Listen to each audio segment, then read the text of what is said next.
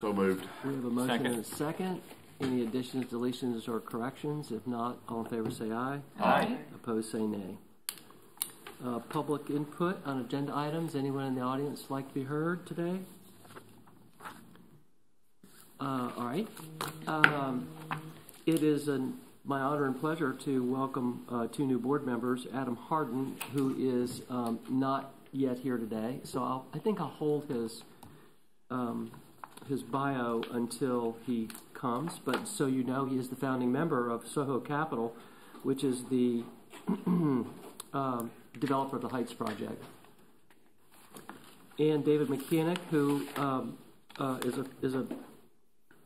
he's a lawyer. He's a good lawyer. Practices. He's a really good. You're lawyer. having trouble with that. I mean, it's not coming out too easily, Michael. I mean, what's going on? I'm trying to figure out what to say. This is nicely done. In the areas of land use, environmental, real estate transaction, government relations, local government law, government relations, including economic incentives.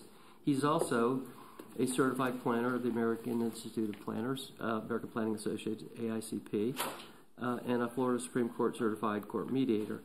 Mr. Mechanic has served as chairman and member of the HART Board of Directors and has served as president, did for a number of years, for Tampa Historic Streetcar. Actually, Mr. Mechanic and I'm no longer the only last man standing. Now Dave's back. We were founding members of the Tampa Historic Streetcar Board. We actually were the incorporators of the nonprofit and have been involved ever since. So he's also served on many other boards and committees, a few of which are a member of Super Bowl and 35 and 43 task forces, something like that. Roman numerals always throw me off. Chairman and member of the Sports Authority Board of Directors, founding member and chairman of the Tampa Downtown Partnership. He currently serves with Mickey and I on the Executive Committee and Board of Directors. He's chairman of the Growth Management and Planning Implementation Councils of the Greater Tampa Chamber, currently co-chairs the Policy Council, and is a member of their Board of Directors. Yeah, that's enough. I'm almost done. I'm almost done. Let me just finish it. Well, I waited till you're almost. You did.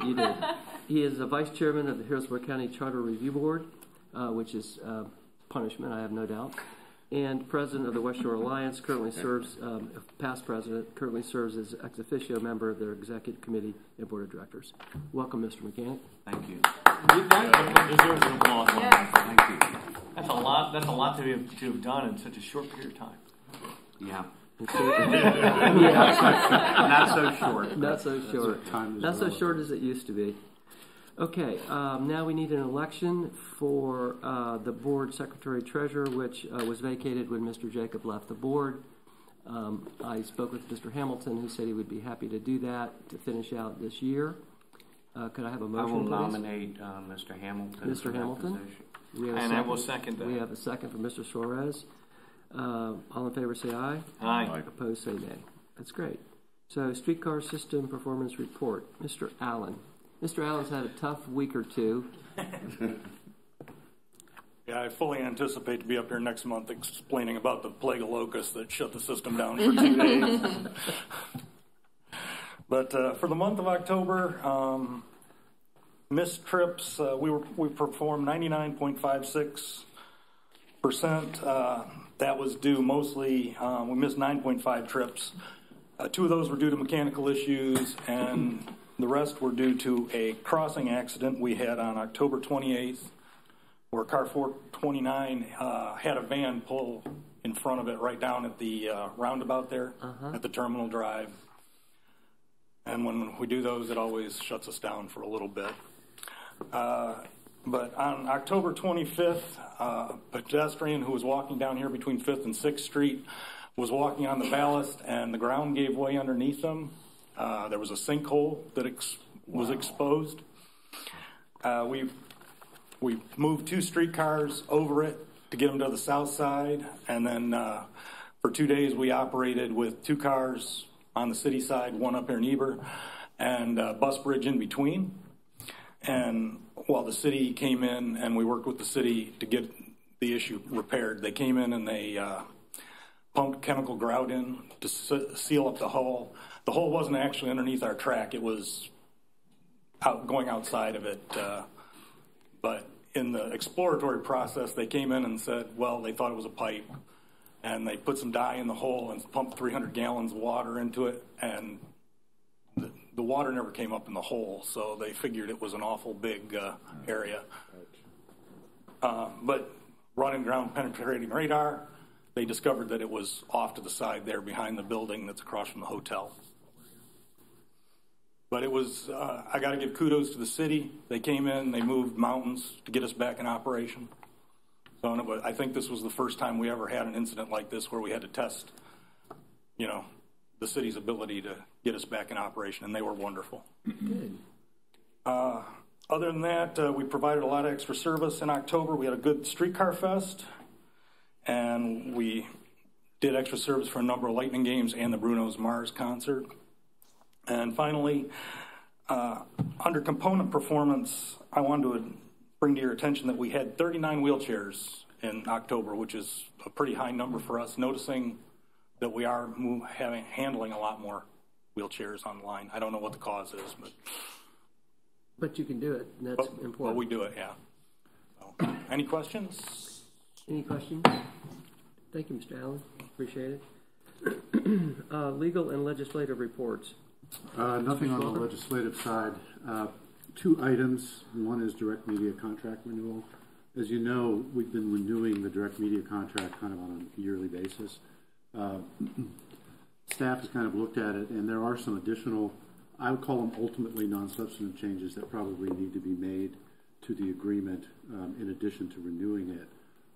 Our options are dependent on whether we have a meeting in December or not. If we don't have a meeting in December, then my recommendation is to go ahead and authorize the chairman to sign a one-year renewal of the existing agreement, and then to the extent that there's changes that need to be made, essentially to update the agreement to current factual situations, we can do that at the January meeting and just amend the amendment to the agreement.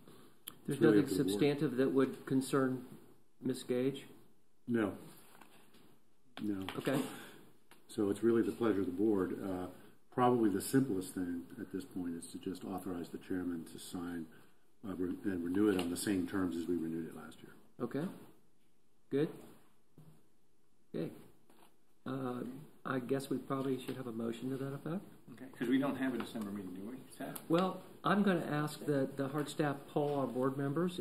If we can get a majority, and we have anything to do, we'll meet. Mm-hmm. And if not, it is closing on Christmas, which is important to some people, and some people are traveling. So okay.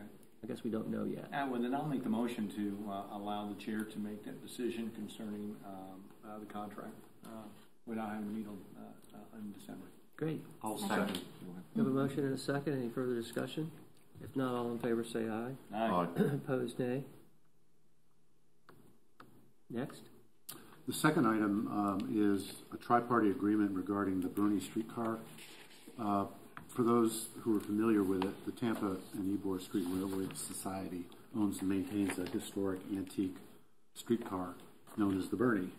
And the society wishes to donate and transfer ownership of the Bernie and to also transfer operation and maintenance responsibilities to a responsible entity.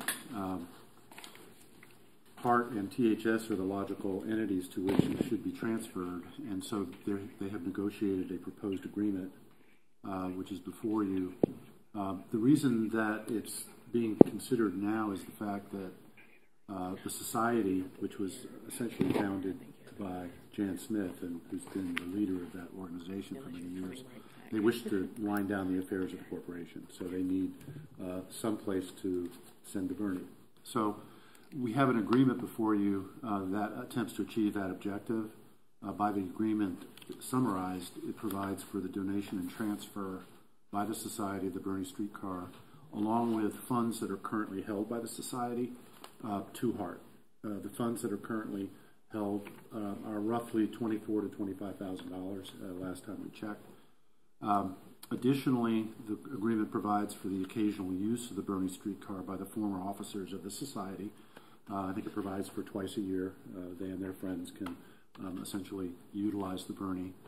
The operation, use, maintenance, budgeting, and repair of the Bernie streetcar is to be assumed by HART under the agreement, and that will last for 20 years. It can extend beyond 20 years, but the minimum obligation is 20 years. Additionally, the agreement provides for the possible donation of the Bernie streetcar by HART to a not-for-profit museum at the end of that 20-year period if the parties agree that it's time to put it to rest in the museum. As far... so to speak. Yeah. Not bury it, just park it someplace, right? The agreement also provides for the monitoring and, if needed, possible funding of expenditures for maintenance, repairs, and restoration and use of the Bernie. THS's funding obligation is going to be essentially an as needed, if possible, obligation. Right. So the assumption here is that at least to start, we've got $24,000 or $25,000 that can be used for that. Under the terms of the agreement, HART will come up with a budget for the maintenance and operation of it. It will bring it to THS. THS will review and approve it as part of their normal budgetary process. And to the extent that there may be additional funding needed over and above the amounts that are being transferred over, that will be something that THS will be responsible for, assuming that we have the available funds. So that's basically what the agreement provides for. We negotiated it with the HART folks, and also the chairman has been in discussions with the society members, and so this agreement is reflecting what the agreement is that's been reached thus far. My recommendation is that you approve the agreement as drafted and authorize the chairman to execute the agreement on behalf of the board. Thank you, David. Question? Yes. Is there anything in there that has HART or THS obligated to operate the Bernie on any? Are there any minimum obligations for operating the Bernie on the system or anything like that? Technically, no, but it is supposed to be operated. It has to be available at least twice a year for the society members, the formal officers of the corporation. But do you have force majeure language in there if it's not operable? Either that event gets postponed, or I'm just thinking of a situation where it's not currently operable. We don't want to be in default under the agreement, kind of thing. Well, I say it's not. I stand corrected. HART is responsible for ongoing maintenance, repairs, and related costs of the Bernie streetcars from the funds transferred by the society, and that is under a heading called ongoing operating responsibilities and costs. Mm-hmm. So I think the premise here is it's going to be operated. The exact scope of those operations is going to be determined by THS and HART, and obviously the ability to keep it operating and maintaining it is going to be a factor that's going to play in. Okay. Question. So, was there monies that were coming along with this from the society? Correct. How much is that? Because I was looking to it. It's about It's between 24 and 25,000. Okay. And Michael, you probably remember this. I had talked to the society about having it housed at the History Museum, right? The Bernie. Right. That never went anywhere. No. I know. I remember it never went. No, that's a declarative. It wasn't a question. Yeah. We tried. We tried, and the idea was that it would be housed at the History Museum on rails. We could inlay rails there so that people could see it at the History Museum without necessarily having to ride a more modern streetcar and see what it was like. And then we could use it for special occasions, such as what they're talking about here. And they're already talking about donating it to the museum, so I'm not sure why they wouldn't do it now. And the History Museum doesn't want it now. They still don't want it now. Okay, all right. But I know that before they didn't have a problem with it. They were looking at putting a spot there for it. Maybe but they really said no. Yeah. So anyway, I just think that would have been a better idea. But and we could have housed it and done everything else with it. So where will it be stored then? Right where it is now, here.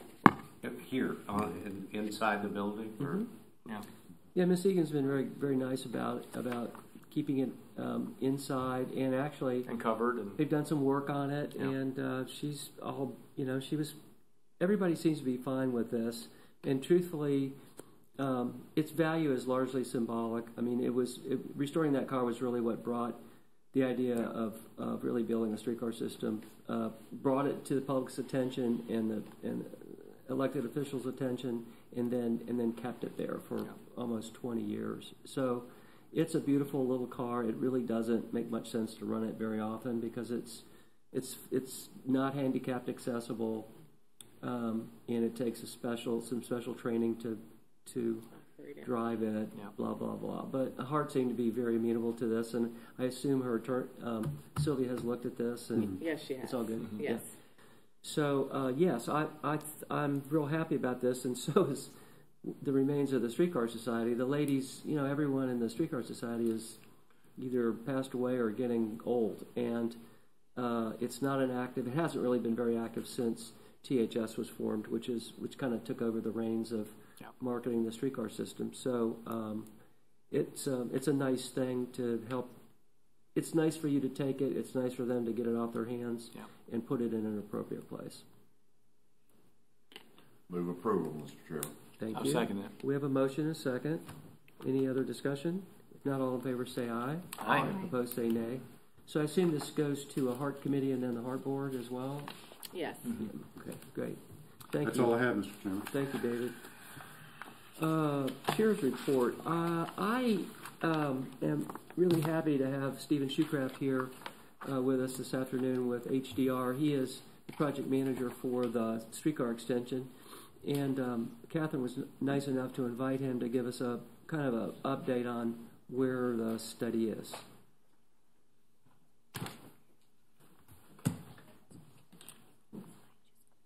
Okay, great, thank you. Thanks for having us out. I should apologize in advance. Many of you have seen some version of this presentation over the last couple months. We've been out quite a bit in doing briefings, and we did a large-scale public workshop in last month that we had very good attendance, and we've also gotten a fair amount of attention in the press, I think, and pretty good, kind of solid coverage, so we've been happy about that. This presentation is a fairly brief presentation. Michael, should I just sort of run through it, or do you want to? I would just run through it. Okay. I'm not sure who here has seen this and who hasn't. Okay. But I think it would be helpful for at least the short version. So the intention of this, we sort of distilled a lot of the information that we've presented in other forums. So this is meant to be a fairly quick overview briefing, and we can drill down into any level of detail once I get through the bulk of the presentation. So it's an overview, a little bit about the stakeholder and public outreach process that we followed. We're at a stage now where we've looked at extension options and we've evaluated those options and we've made a recommendation about how to proceed. And we've outlined next steps. So in the context of the entire study, it's important to keep in mind that we're about 30% through the entire process. The phase one is looking at modernization and extension alternatives. If there's a promising alternative out of that process, and we think there probably is, that would move into more detailed analysis in phase two. This is focused on finding a solution for the existing streetcar system and an extension to the system so it provides a real solid support for the city's economic development and improves mobility options across the broad definition of what downtown is. The process includes alternatives for modernization and extension. We're in no way imagining that there would be a different kind of streetcar with the existing heritage streetcar remaining in operation, that this is sort of a single project as we imagine it, both modernization of the existing and extension. We're looking at the basic cost, both capital and operating costs, benefits to the community, impacts to the community as part of the feasibility study, and then we'll move into greater detail during phase two when we're in project development. And through that process, we're also looking at innovative technologies for the streetcar operations. So we have the heritage vehicles, we're looking at modern streetcar vehicles, and we're also looking at potentially autonomous rubber tire vehicles as a potential alternative to think about how the system works. And I'll talk a little bit more about that when I get further into it. Through the process, we're coordinating very closely with the regional transit feasibility plan process.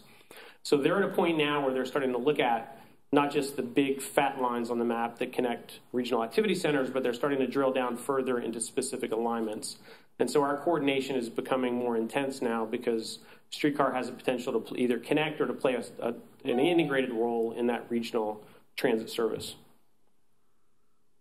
So as I mentioned, it's a two-phase process.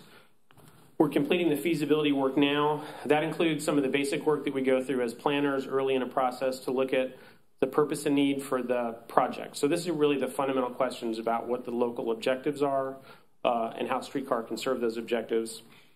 Alignment concepts, so alternative alignment concepts for an extension. Evaluate those concepts, identify a preferred option, thinking about both extension and the modernization of the existing line, and then looking at funding and implementation strategies. So of all those tasks, we're looking now at the question about funding and implementation strategies. So in a recent meeting, someone asked me if I'm going to address the elephant in the room. So my response was, there's many elephants, which one?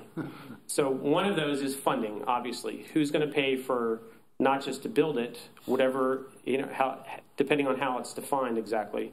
But a series of other questions that we're starting to look at. How does it cross CSX? How do we deal with it crossing the downtown interchange footprint? How does that relate to the downtown interchange as those plans evolve? So there's a whole set of questions that we still have to move into as we get into phase two. Phase two gets us into the more detailed, like a PD&E process for a roadway project or another sort of transit project, where we look more carefully at the exact alignment, the exact vehicle and power technologies. We drill down into more detail in funding and implementation. At the end of that process, we need to be able to go to FTA, to DOT at the state level and the local level with specific commitments about who's going to fund what portions of the capital investment and how we're going to commit to deliver quality service through operations. Throughout the process, we've had a pretty intensive public engagement process, and that was baked into our scope from the beginning. So the way the DOT scoped the project, working with the city, included a significant amount of outreach, public workshops, and then a series of briefings with stakeholders around the region. So this is primarily funded by DOT, with the city kicking in a significant portion of the cost for the consultant team's work. HART, as the operator, has been a strong partner. They're on our study management team. And then our team includes a series of specialty consultants looking at specific elements of the project. So we have a national streetcar group, so we're doing streetcar projects around the country. We're bringing that expertise to the project. But we've also got specialists in funding and finance, in impact assessments, operations, maintenance and storage facility design, and other specialties. So the engagement process during the first phase, we had 4 large-scale public workshops. I think pretty good turnout, around between 60 to 100 people at each of those sessions. We sort of walked people through our thinking about what the purpose and need for the project was, what the general ideas about extension options. We got a lot of feedback through that process, and following those processes, the most recent meeting was the end of October, where we presented our recommendations for the extension and sort of clarified and tried to talk through what our next steps were so people understood, where we fit in the entire process. Throughout the effort, we've had a whole series of agency stakeholder meetings with DOT, HART staff, Planning Commission, MPO, Port Authority, Ybor, Thea, Hillsborough County, and staff and the consultant team have reached out through a series of briefings and meetings with individual property owners, neighborhood associations, stakeholder groups. We've been trying to make sure that we're available, and staff has made a significant commitment to get out to let people know what we're up to.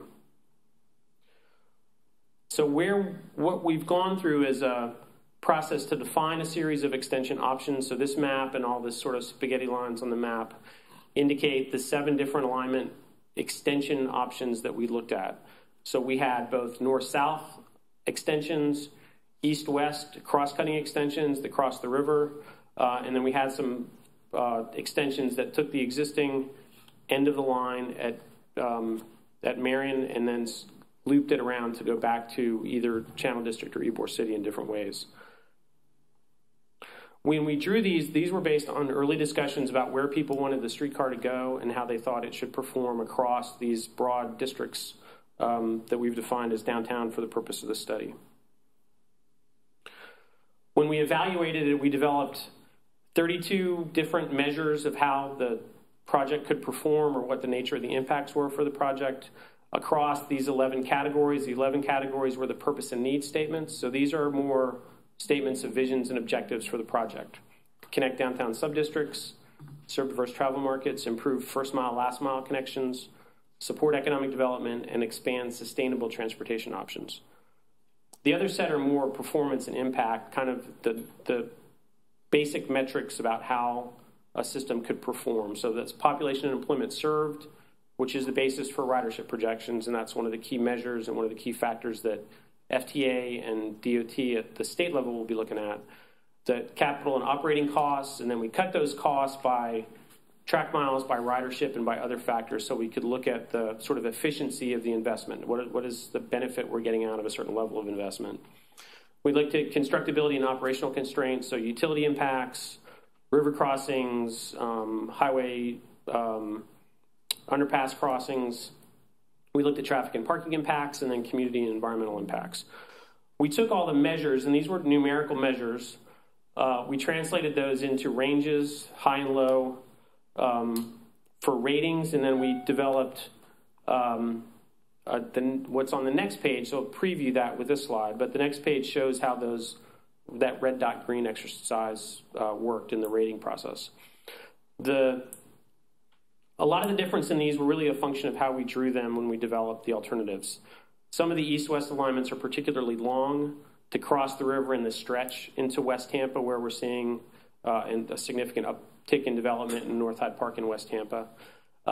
Those longer ones didn't stack up as well as the shorter lines because they weren't serving on a per track mile or per distance basis, just weren't serving the higher levels of population and employment.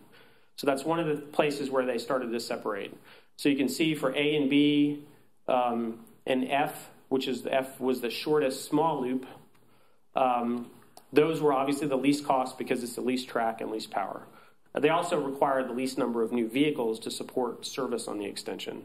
So those are in the $90 to $100 million range for the extension costs and the vehicles to serve the extension.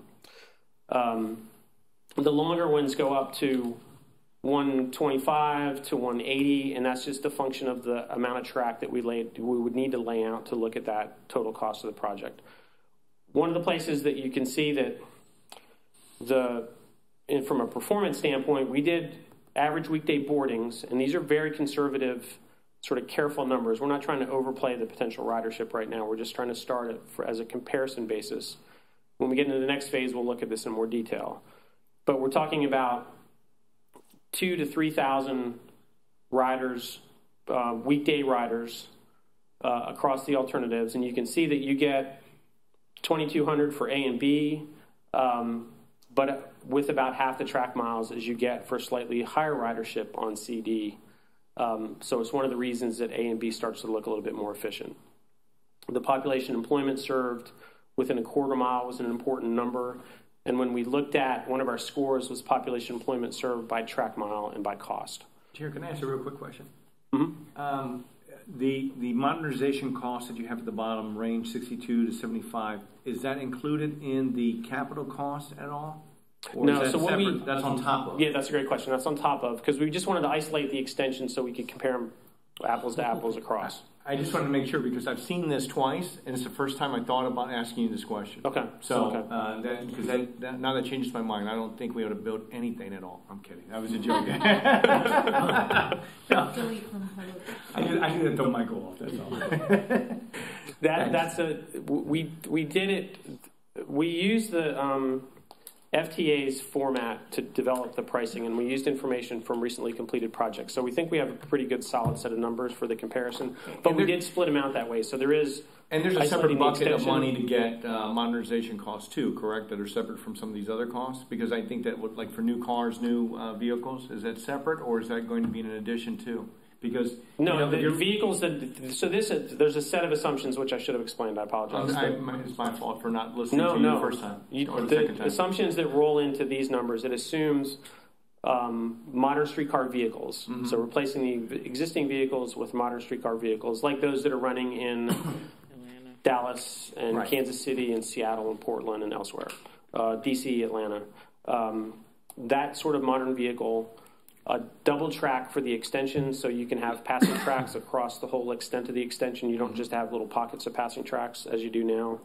And it assumed the number of vehicles required, and the operating cost assumes that it would be an 18 to 20 hour service at 10 to 15 minute headways across that service period. So this is a high level of service assumed that's built into these costs.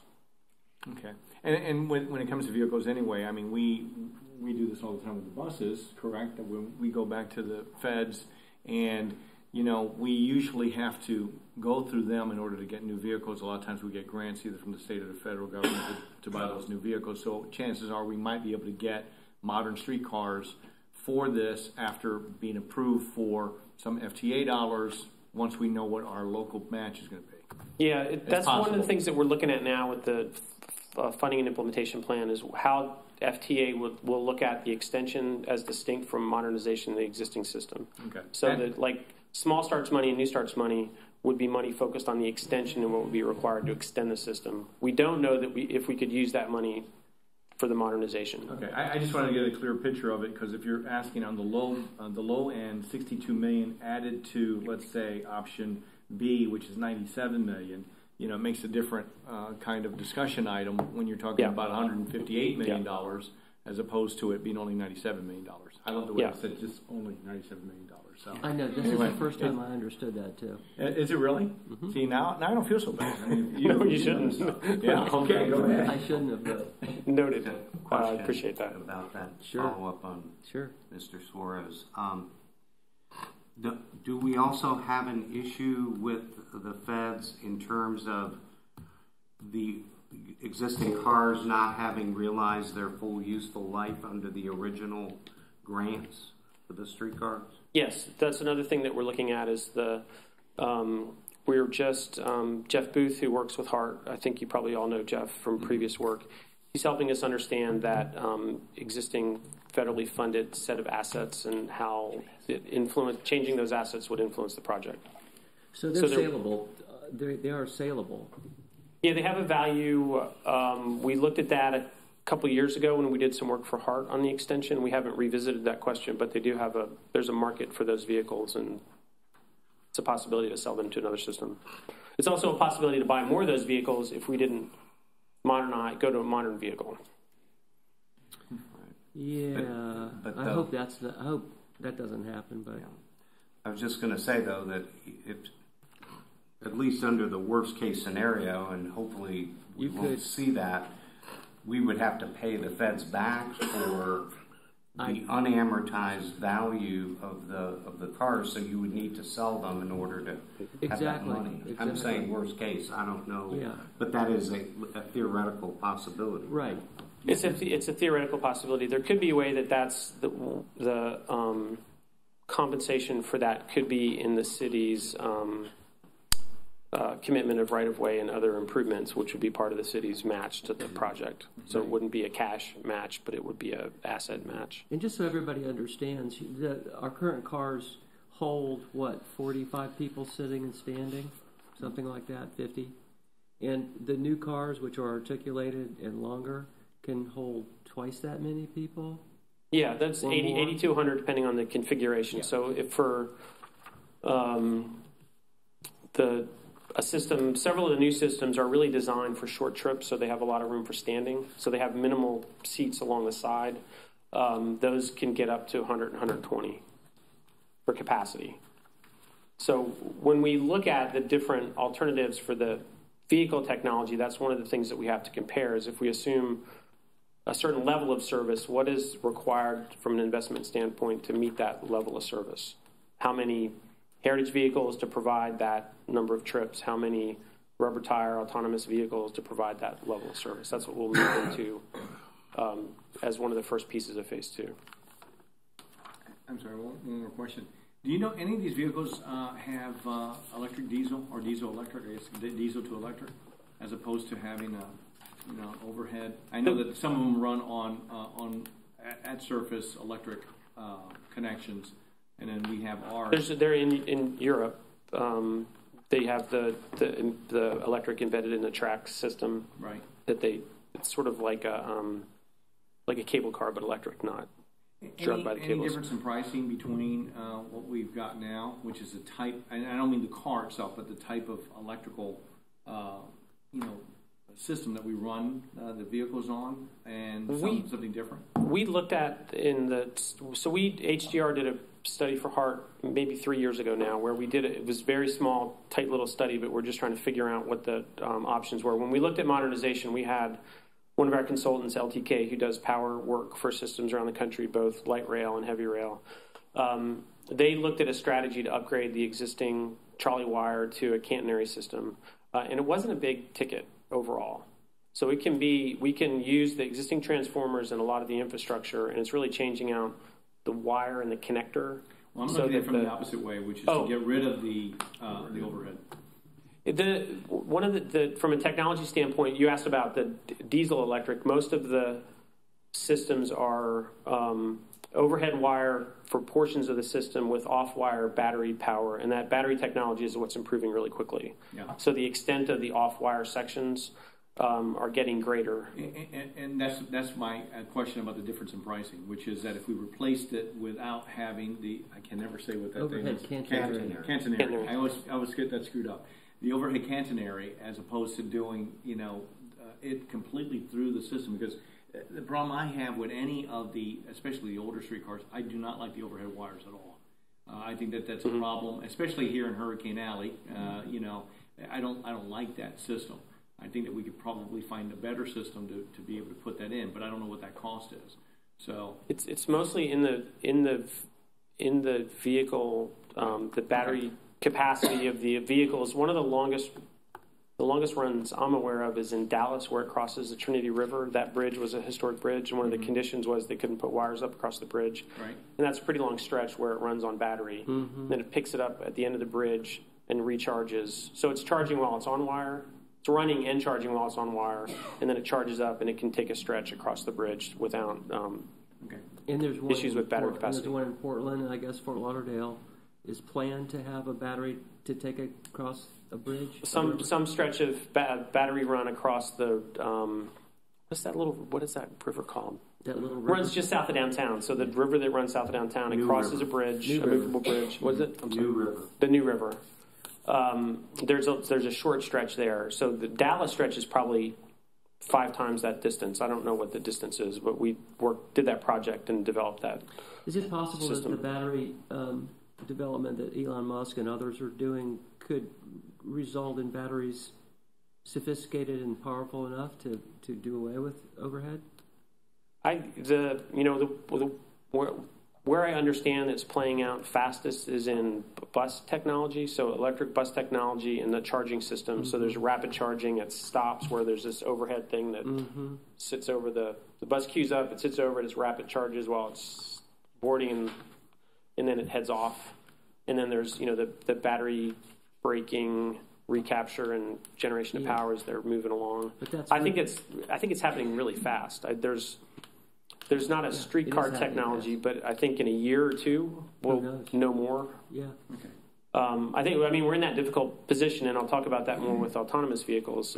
There's not the ideal vehicle to replace a streetcar right now, but there's one in China that's tracks on striping and looks like a streetcar, and I've seen that. there's the smaller shuttles, but those guys will get bigger as they figure out how much capacity they need to provide a decent level of transit service. So, well, what about? I think you started to talk about it, but I don't think you fully explained it. What about the system where the track is electrified? You were saying that is in Europe now. That is my understanding is that's substantially more expensive than the overhead power system. Both from a construction cost, and then you have issues with more expensive maintenance issues if you have an issue with the overhead power. There's not. I don't believe that there's any of those vehicle types that are currently nothing like that's operating in the U.S. So to meet the Buy America requirements, that could be difficult to get a vehicle that use that technology. Aren't the New York subway some of the tracks The heavy rail are, but they're not running in exclusive right of way. I mean, they're all fenced and separate. Understood. Okay. Yeah, so all the heavy rail has it as third rail systems. All the light rail, where it crosses surface streets and it's running sometimes in mixed traffic, all have overhead in the U.S. So where did we leave off? Well, we'll click up. I only have a couple more slides. It's pretty quick. So the way that we roll up these numbers, we try to do it in this sort of simple format. The background for this is in a 50-page report with an explanation of all the measures and how we scored everything, and there's a big matrix that you can print out that has all the explanation of how we converted those to this dot exercise. But it really comes down to the fact that A, B, and F really are the ones that serve the most population and employment with the least amount of track miles. And so they tick up in terms of the rating primarily because of that factor. So they have the best potential for ridership at the lowest cost. And that, relative cost compared to the other options. We're not saying it's a low cost option overall. In a certain sense, a lot of these score similarly across the purpose and need categories. They meet local objectives. It's just really how they perform from a cost standpoint. And we can go back and talk more about that bit. But what I wanted to do is the summary of the recommendations right now is that we're talking with the city about a north-south extension along some combination of Franklin, Tampa, and Florida. So the way that we drew the options, there would be double tracks that would run all the way up Franklin to Palm and back with possibly a short loop at the north end. And then another option that would run north on Florida, south on Tampa, likely taking up a parking lane on either street. That specific detail, exactly how it would run, is something that we need to move into in phase 2 and really test that impact on traffic and on the quality of the operations. We include modernization of the existing system with the assumption that regardless of the vehicle technology, that you could take a trip from Ybor City all the way across the system north through the core of downtown to Tampa Heights as a one-seat trip. So we're not suggesting that we divide it up and you have one vehicle running on one end and another vehicle running on the other end. We're trying to keep this as one integrated system.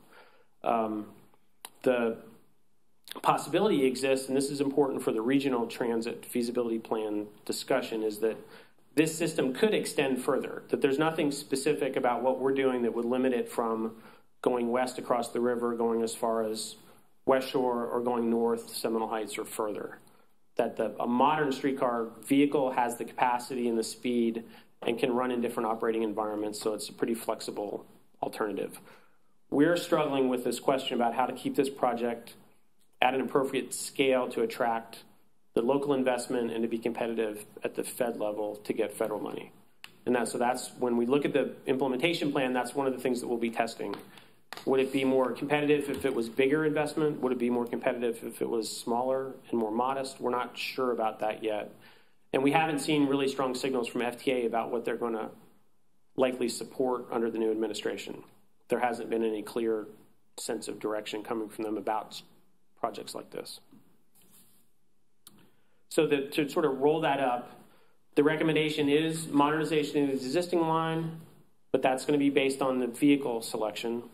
The AB extension, because of that relatively low cost, strong ridership potential, and the first mile, last mile link to Marion Transit Center or the intermodal site at the 275 interchange, with the potential for future extensions. And then in the next step, we'll drill down further in the alignment plans to really look at exactly where it goes, where it turns, where the stations are. We'll grapple with questions about going north on Franklin through the Esplanade, which is it's the perfect straight line, but that's a significant reconstruction of that space to make it work, if we can get access to the space, because it's not currently public right away. We'll look at the transit modes, so we'll try to compare running heritage streetcars with modern streetcars with some sort of an autonomous rubber tire vehicle. And autonomous is not really critical. Whether there's a driver or not doesn't really make a significant difference in the kind of service provided. So we'll be trying to compare these by the kind and level of service. And whether there's a driver or not, there's a cost factor, but that you may be spending more for autonomy than you are for a driver. We haven't puzzled through the cost for that yet, but we'll be looking at that. Then we'll get into more detailed cost and ridership estimating, impact assessment, and a detailed funding plan. So that's the current state. Questions? Just one. Modern streetcar couldn't be autonomous also, even on rail. I'm sure it will be in the future, and that would be the easiest way to pilot it. We have autonomous rubber tire at the airport now because it's in a fixed guideway. It's a controlled fixed guideway. That would be a likely future condition. And what is considered the optimal distance for, let's say, a commuter rail? Commuter rail? Yeah. If you know. If you don't know, that's okay too. I mean, most commuter rails are long haul, veteran community to employment center trips. 5 miles, 10 miles, 15 miles? 10, 20. 10, 20? Most of the ones are that trip with stations, a fair distance apart, a couple miles apart. Yeah. Okay. And usually fed by park and ride facilities, parking garages, until it gets to an employment core, and then it's serves the employment core.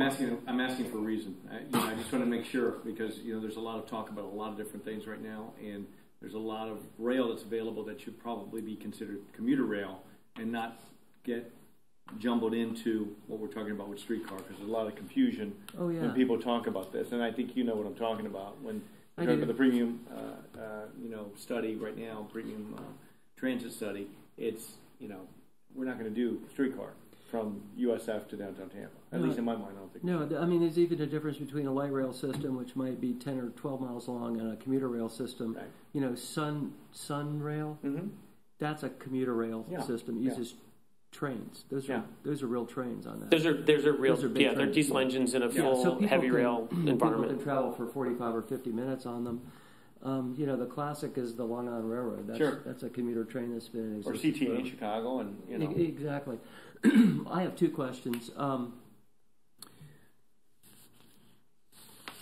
I assume, just because I know how competent you and your team are, that you're thinking through downtown development strategies. I hope you are, because the development that Mr. Vinnick's company is going to do is going to be profound.